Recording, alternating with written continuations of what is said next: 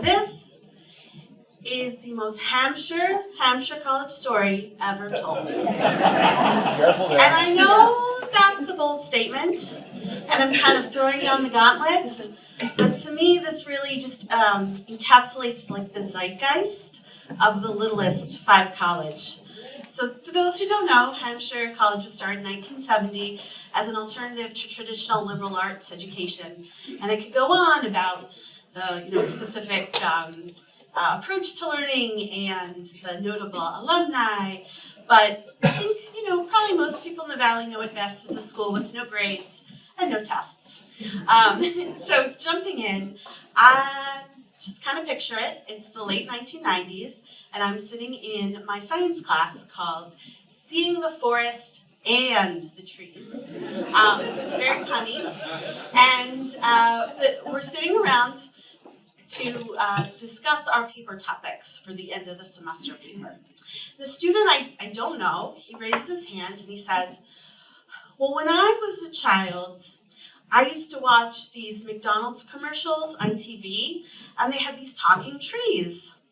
And they would interact with Ronald McDonald, the other characters. And so what I want to do for my project is I want to locate the talking trees from the McDonald's commercials. Where are they? Where are they located? Who's taking care of them? I mean, like, were they just exploited and forgotten? I gotta get to the bottom of this. The trees deserve justice.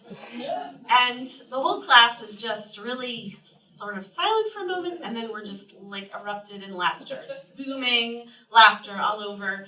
And the professor is so sweet. He's a gray beard and just like very serene. And he had been at the college a while, so I think he had met his kind of share of quirky students. And the professor says, that's so interesting. It sounds like you really are concerned about the exploitation of natural resources and of corporations like extracting lumber for profit. So maybe you want to do your paper on that topic. And the student says, no, I want to find the talking trees in the McDonald's commercial. I mean, they have their own individual personalities, their own individual spirits. I want to find them. And the professor is just like really undeterred and so calm. And he says, it's so interesting. Throughout human history, people have really imbued forests with a sense of the spiritual and mystical. And you see it in folklore and you see it in mythology all over the world. So maybe you want to do your paper about spirituality and trees and forests. You are not getting it. So the students just like getting more amped up.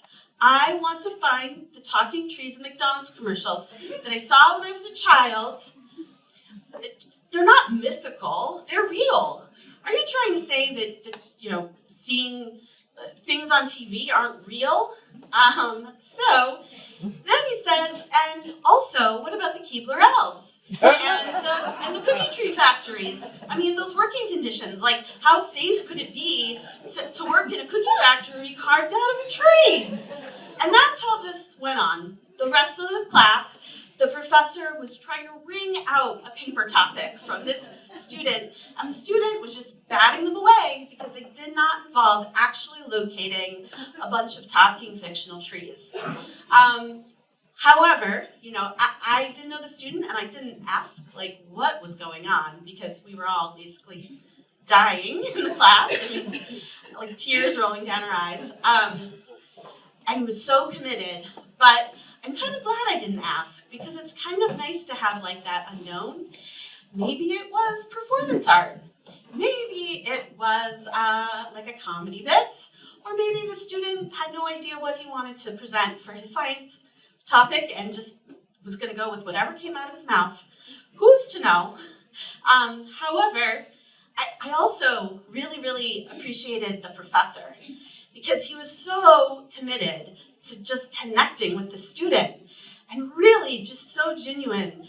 He absolutely loved trees and was passionate about them, and he really wanted to connect that and engage that student in learning, even in, you know, what was like an absolute, like the rest of the class going out of control and laughing. And so I just, both were so admirable to me.